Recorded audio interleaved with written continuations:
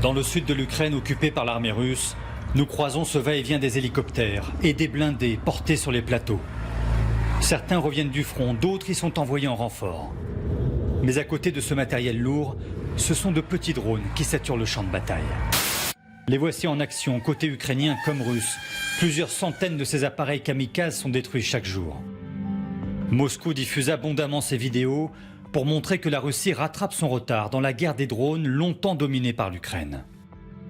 Retranchés derrière ces fortifications, les Russes comptent sur ces appareils sans pilote pour freiner la contre-offensive ukrainienne.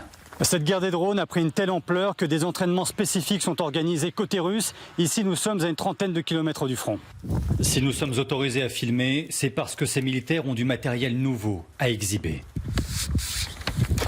Ce fusil électromagnétique, par exemple, capable de neutraliser un drone à distance.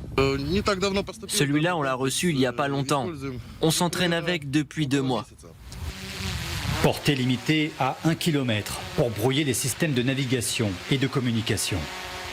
Encore rares dans l'armée russe au début de l'invasion de l'Ukraine, ces drones bon marché, parfois bricolés, sont aujourd'hui pilotés sur tout le front. Mais devant notre caméra, ces hommes concèdent rencontrer certaines difficultés. Nos adversaires ont des antennes satellites assez performantes. Et grâce à ça, leur réseau est de meilleure qualité.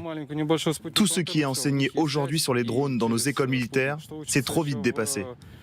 Nous, on apprend sur le terrain, en conditions réelles.